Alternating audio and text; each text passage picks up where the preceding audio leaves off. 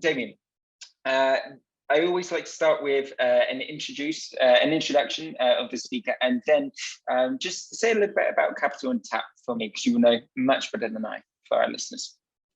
Sure. So first, thanks for having me. A little bit about me. I studied engineering, then studied law, then was a lawyer for a couple of years. I realized being a lawyer is one of the worst career decisions you could ever make. So I made it 2 years, 0 months and 0 days, because I thought that would look good on the CV. And then I actually met the founder and CEO of Capital on Tap, David Luck, at a pub in London while I was on holiday. He said, hey, would you mind taking an 80% pay cut, having no titles and no responsibilities, and joining me in my startup? And I said, yeah, that sounds like an awful pitch, and I will say yes immediately. So I quit my job, sold my house, and moved to London after meeting him at the pub. I was friends with his wife in college, and she said I was just about the only person crazy enough to do that. So that's kind of my origin story of kind of my whole career. I've been with the company for about 7 years.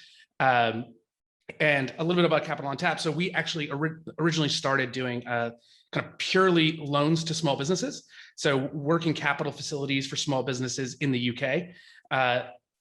That was just like, as you mentioned, it was kind of a hole in the market where these small businesses, and we were talking about like florists, pubs, mechanics, really just weren't being serviced well by the banks, because the banks do a pretty good job with consumers. They do a pretty good job with corporates, because there's, on the consumer side, it's a huge market. There's, tens of millions of them. And then on the corporate side, there's a lot of money to be made. But on the small business side, these kind of look like consumers, but there's a smaller number of them. So it's a hard market to crack, both from a servicing perspective, a marketing perspective, and a product perspective. So we found that to be, a really interesting market. In 2017, we kind of pivoted from doing kind of purely lending and loans, which is kind of what we think of as more of a commodity, to offering like essentially what we think is the best credit card for a small business. And alongside that, yes, you get the working capital facility. So if you need to borrow the money, we're there for that. But then you can offer, just a better way for these small business owners to run their business. So whether it's giving their, if you're a florist and you have 2 assistants, you can give them cards and say, hey, you can spend £1,000 a month or £100 a day. You can integrate that, all your transactions integrate into your accounting software. You can earn best-in-class rewards. And so it's just like, oh, what if there was just a better way to run your business and make it simpler for the business owner? And when we made that pivot back in 2017 to the credit card product, it's actually when we really found product market fit. So it's kind of 5 years of toiling through, the kind of trying to cross the chasm into product market fit, and it kind of really took off from there. A little bit about your MVP. What does it look like from the beginning? Yeah, we went, I'd say, hardcore MVP, which is both good and bad. The good part about it is you can quickly realize if you're providing something of value to your customers. So our MVP was literally a website, and then if we could approve you for our kind of original loan product, there was only 2 buttons you could click on the customer portal: get funds and repay. And so that was literally, it was a gray screen with a green button and an orange button that we built. And there was nothing else. There's no details, there's nothing. So it was all manual. And we decided, like, listen, you can brute force a lot of things. So like there was whether it was like contract signing or emails, we were just like, why don't we do that all manually? And the only things our customers can do, and even the drawdown, you'd click a button that says get funds. Let's say you were approved for £10,000. You'd click that button that says get funds, and we'd populate a Google sheet. That didn't actually kickstart any automation. So really, it was just like a facade of software. And now we've built a lot more software and a lot more tech on the back of that. But I actually believe in this concept of like going with the most, because if a customer wanted money, that's all they really want. It's just a button, get funds, £10,000, hit enter, and then everything that happens after that, if it's all manual, as long as you're doing it quickly, it feels like magic to the customer. You went in pretty blind at the beginning. What about now? What would be your criteria for outsourcing now? What is your criteria? Sure. So we've tried a few outsourcing projects over the 10 years we've been building this business. And I think there's 2 things that we've learned. The first is, this is not a team that's just like, hey, here's a spec, come back in 3 months and show us what you've built. we found that anytime we try to do a big project, we've done this with our CRM system, we did this with our first version of our mobile app. We just said, here, build a mobile app, and almost all of those projects to a T failed.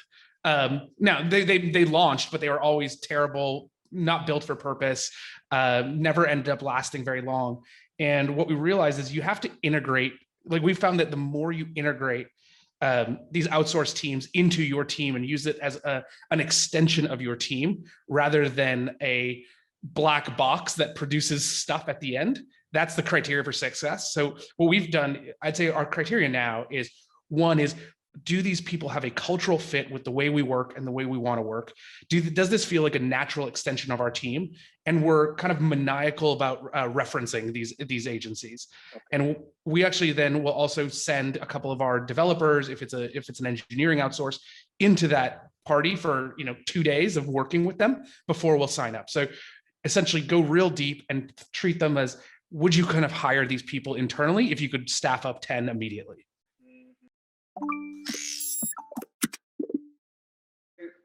When you were building your MVP, you were saying you were doing it kind of all manually at the beginning. Did you start outsourcing it when you started developing it? Yeah, we actually outsourced not what I think of as the customer front end, but the back end CRM system. So we outsourced that. We were using a hybrid of American and Indian and British contractors to build. The platform was called Mothership, and it was this kind of really overbuilt CRM. And one of the things that we learned was like, oh, well, this was when we were kind of trying to find product market fit. Is we had this idea of what our CRM should have, but then what it didn't build for was the 10 pivots we had as a business later on. And so, yeah, we used outsourced software, but like the problem was we overbuilt it originally, and and it was a really bad idea at the time. Absolutely. What was when you were outsourcing? Obviously, you said there that you were using specialists from different countries. What was your criteria? Why did you go to India? Why did you use a little bit of the UK? What was your criteria? It was a single contractor that had hubs in a few places. The criteria, it was, it's probably how most people outsource, find a software outsourcer, is just a referral.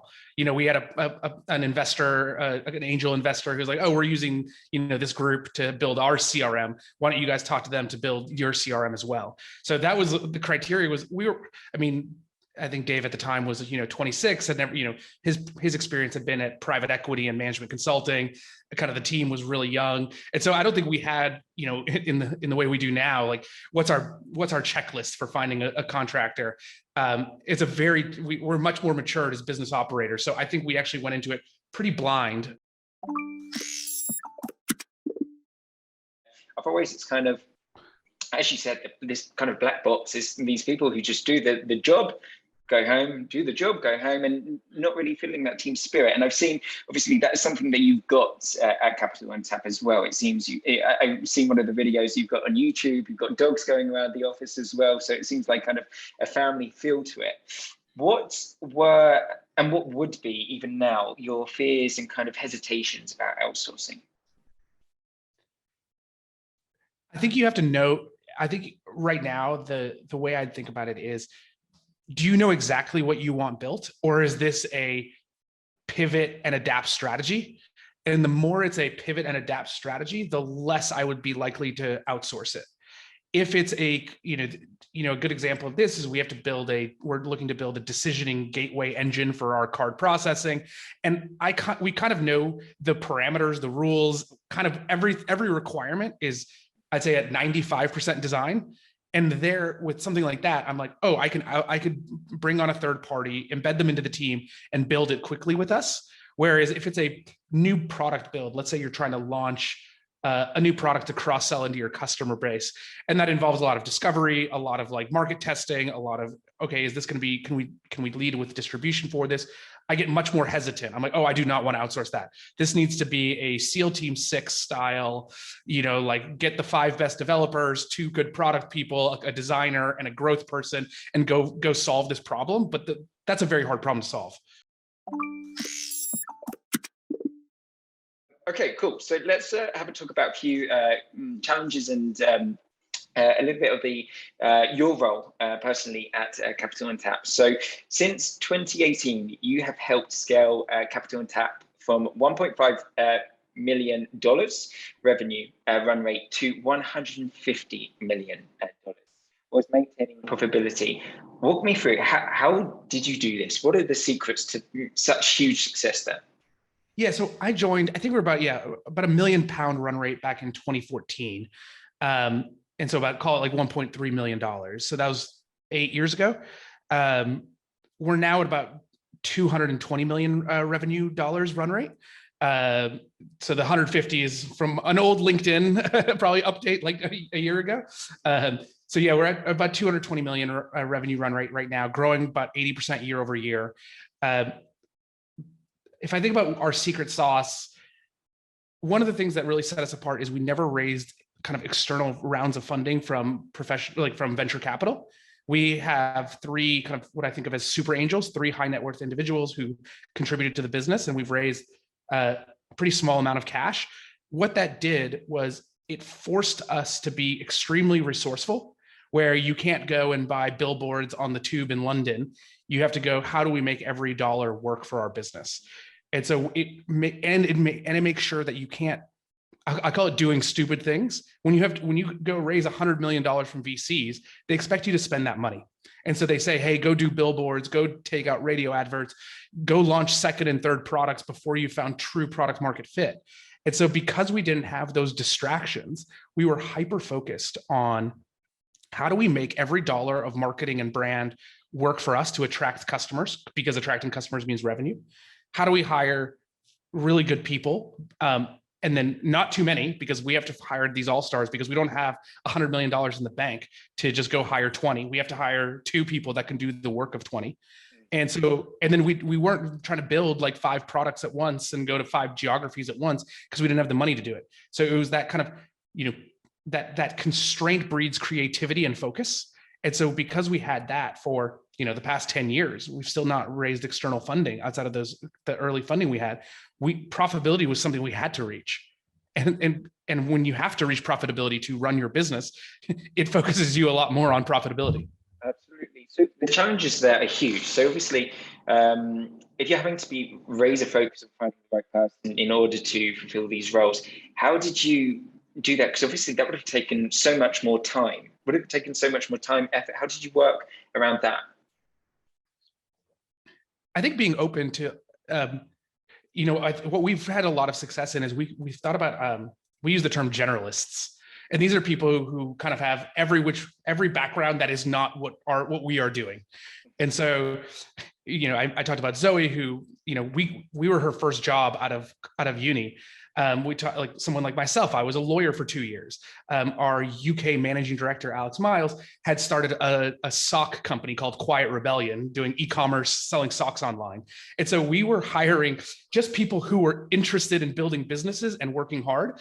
And that was the secret to success, is not like, oh, this person's worked at, Revolut for 5 years. It wasn't finding what I call like big name brand people. It was finding people who just loved building businesses and wanted to do it. We're going to go a little bit onto team management and hiring. But before we do, we're talking about the back end. So the back end on Capital on Tap. Fintechs obviously very often they use APIs and third parties. Can you tell us what do you use for kind of card issuing, KYC? What do you use for these and other functions? Yeah, we actually think that like picking the right partners is one of the most critical decisions a business can make. And so if we think about our card processing platform, we're built on top of Marqeta for our integration into Visa. And we build what we think of as the core banking platform in-house, and then we've got vendors into it. So we use Marqeta as our card issuing platform. On the acquiring side, we use Stripe, Checkout, and Go Cardless. On the KYC side, everything from Experian, your Equifax, TransUnions, your LexisNexis, and building kind of that fully automated customer onboarding journey with all those API calls is kind of the core of what we do.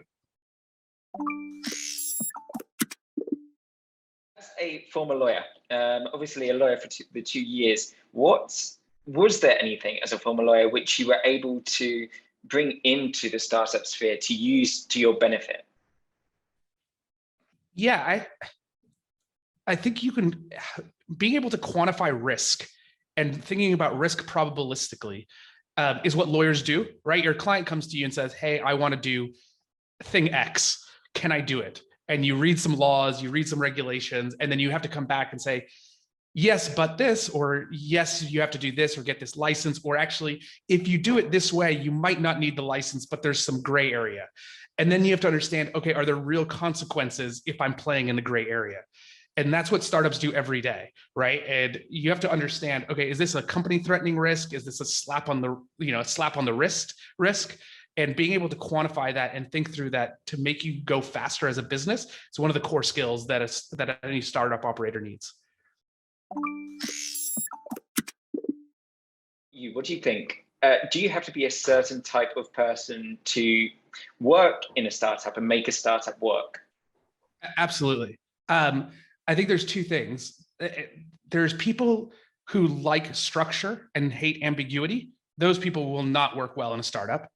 And then there's people who think they want ownership, who think they want a lot of leeway to do what they want and a lot of ownership.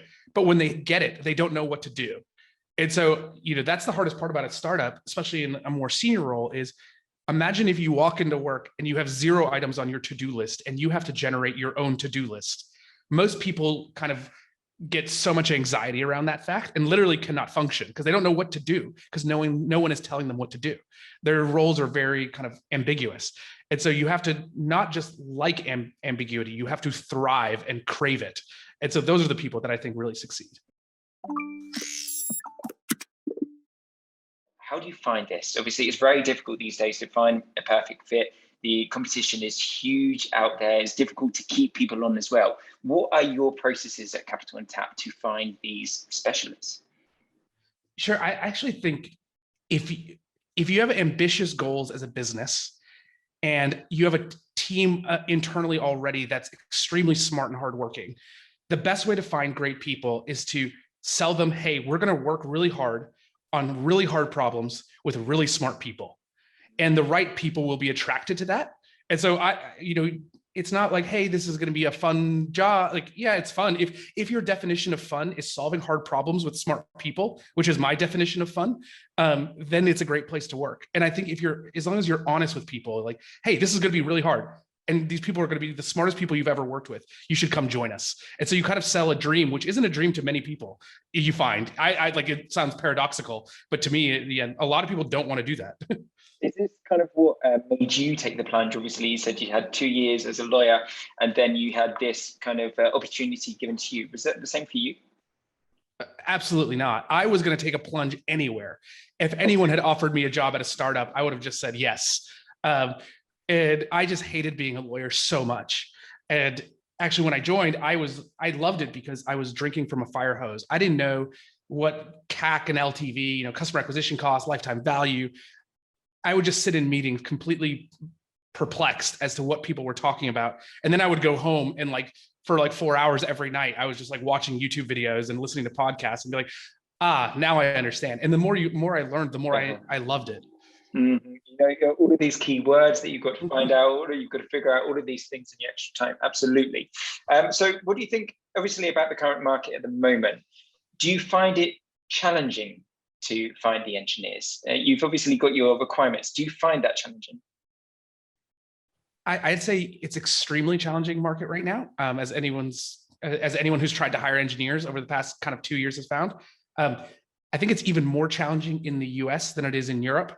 I think that the big tech companies are finding that they're fighting the battle with salary and stock options and just throwing out crazy numbers. You're seeing junior developers in the US making a couple $100,000. And whereas in Europe, I still think it's what I call relatively reasonable. Now, what you're competing against there is, are you offering them interesting problems to solve and the flexibility? So I think, between remote work and not purely remote, I think a lot of people want some social interaction. So we offer a hybrid package.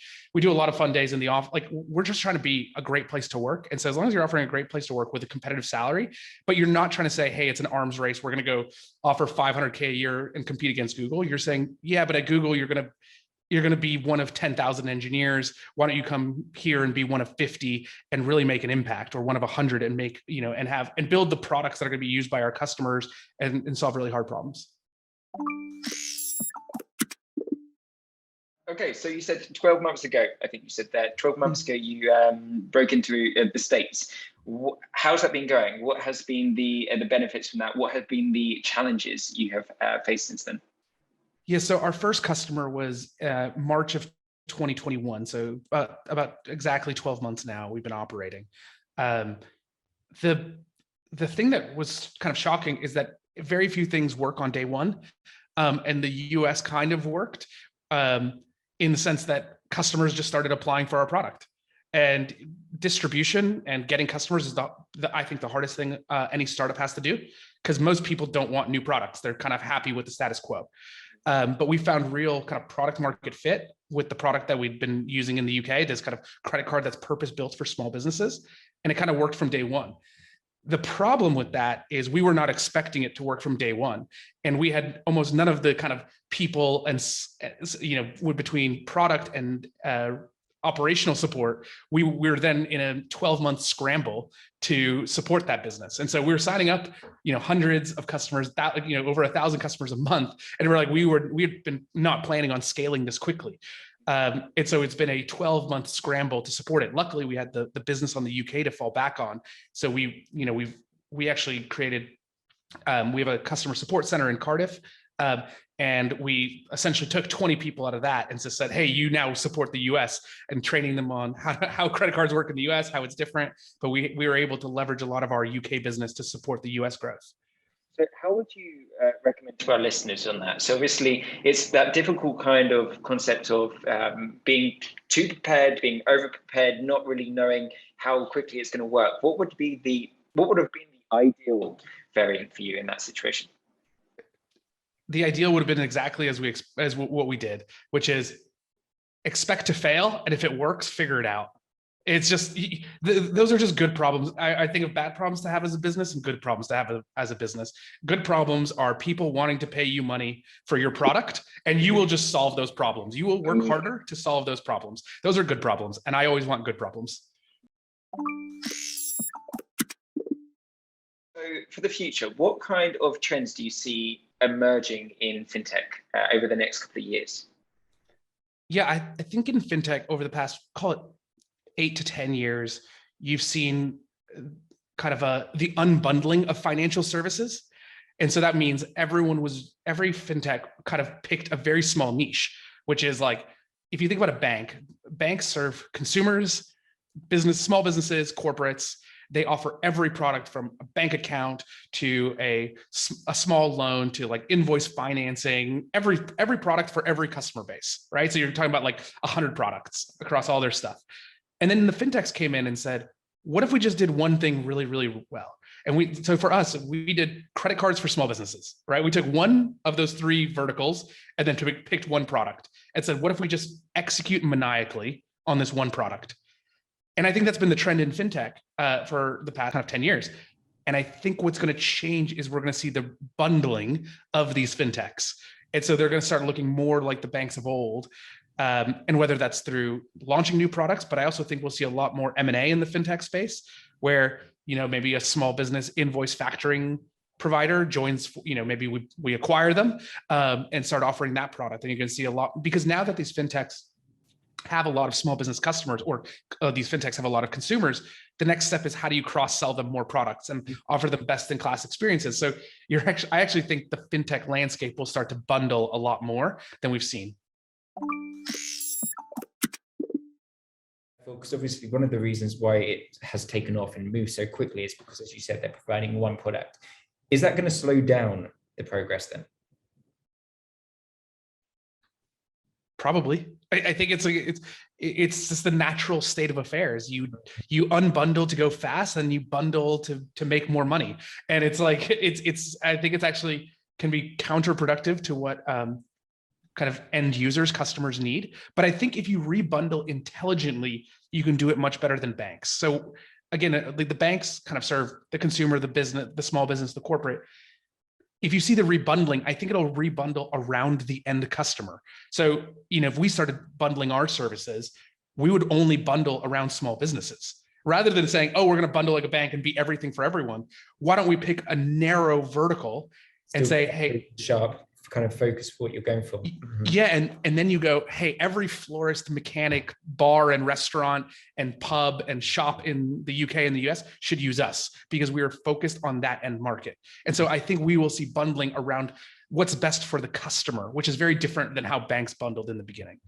Very interesting. So it's kind of actually kind of a theme that I've got through speaking to you is kind of that razor sharp focus on kind of something more specific always. Instead of thinking obviously more rounded, it's being more focused on what you want to achieve and actually aiming for that, going for that tunnel vision.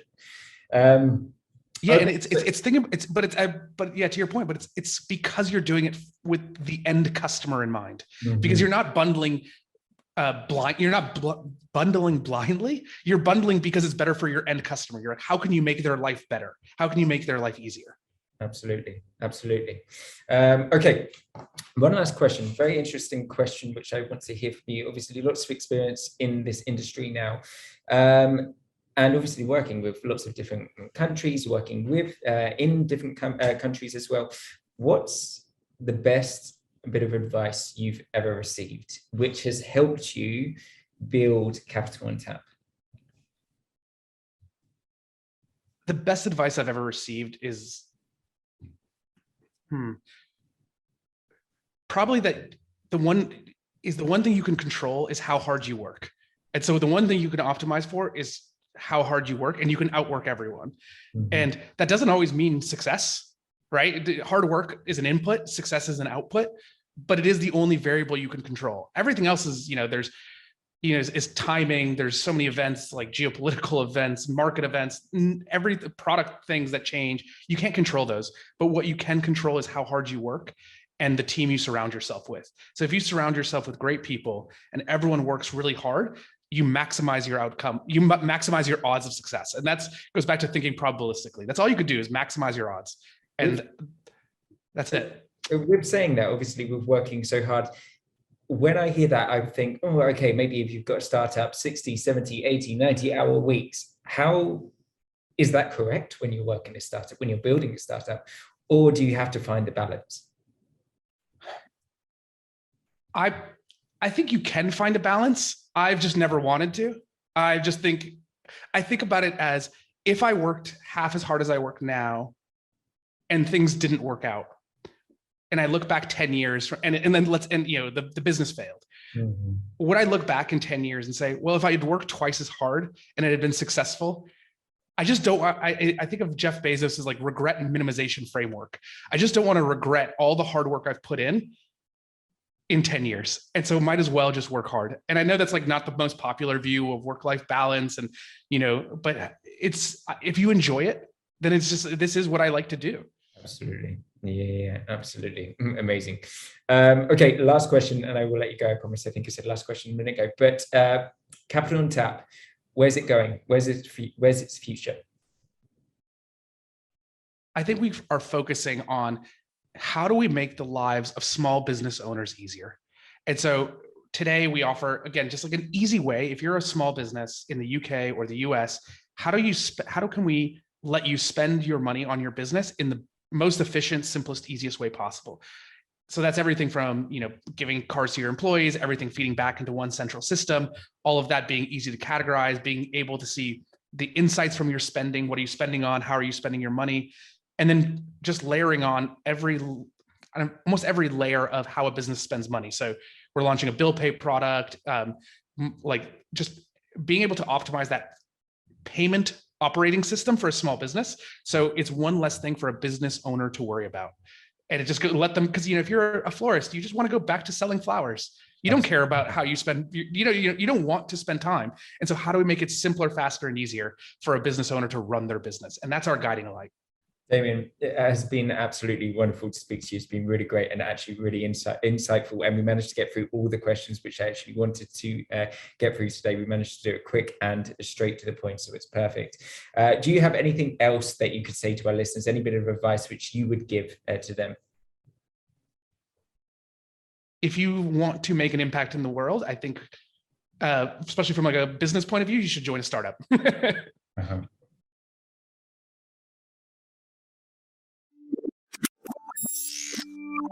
Hey guys, I hope you enjoyed this video. If you did, be sure to press the thumbs up button below. Also, subscribe to our channel to make sure you don't miss out on any future content coming your way in the near future. Also, I really want to know your opinion about this episode, so be sure to leave a comment down below in the comment section. Okay guys, that's all for now. See you soon.